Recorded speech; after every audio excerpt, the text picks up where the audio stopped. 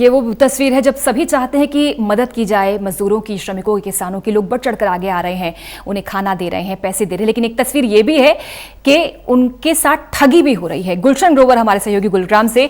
गुलशन कहते हैं कि बेबस या मजबूर आदमी का जो फायदा उठाता है वो सबसे बड़ा अपराधी होता है, लेकिन ऐसे विकट समय में भी ये अपराध धड़ल्ले के साथ हो रहे हैं।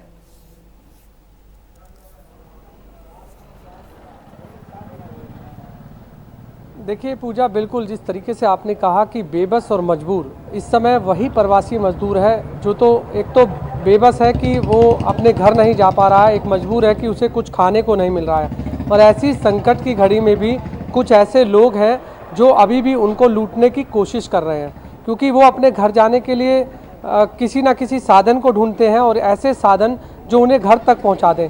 और इस समय कई ट्रेवल एजेंसी भी हैं और कई ट्रक चालक भी हैं।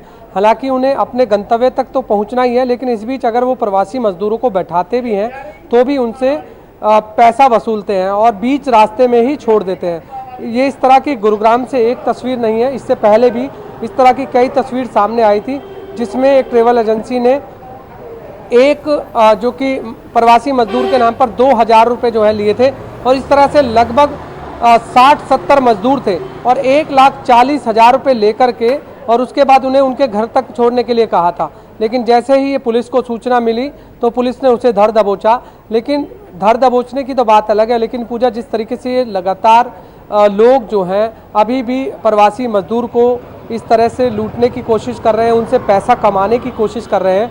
लेकिन इस संकट की घड़ी में उन्हें ऐसा नहीं करना चाहिए, उनका साथ देना चाहिए, क्योंकि उनको इस समय घर तक पहुँचना है। अगर गुरुग्राम की तस्वीर की बात करूं तो गुरुग्राम के राजीव चौक पर, क्योंकि इस समय एक अंडरपास है और अंडरपास में इस समय लगभग 500 से 600 ऐसे प्रवासी मजदूर हैं जो इस समय बड़े ही इस समय इस तरह से उनकी अगर दुर्दशा देखी जाए तो वो, अगर उनसे हम बात भी करने की कोशिश करते हैं तो वो रोते हैं। तो वो कहते हैं कि केवल हमें घर पहुंचना है और हमारे परिवार वाले हमारा इंतजार कर रहे हैं।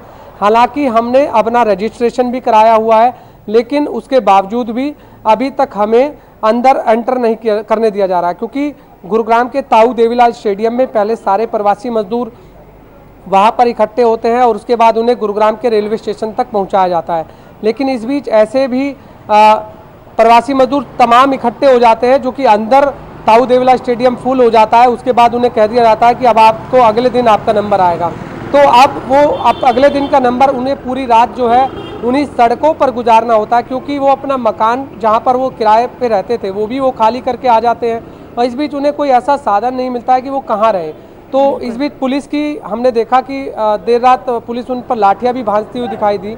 लेकिन ऐसे वक्त में केवल प्रवासी मजदूर जो है पिस रहे हैं, क्योंकि इस समय उनके पास रोजगार भी नहीं है, टूट चुके हैं, बेबस हैं, इंडस्ट्री न खाने को है, न पैसा है, न घर जाने के लिए साधन है। और ऐसे हालात में भी गुलशन उनके साथ इतना छलावा, धोखा, ठगी हो रही है। ये वास्तव में आईना दिखाता है समाज को भी। शुक्रिया आपका गुलशन इस खबर पर जुड़ने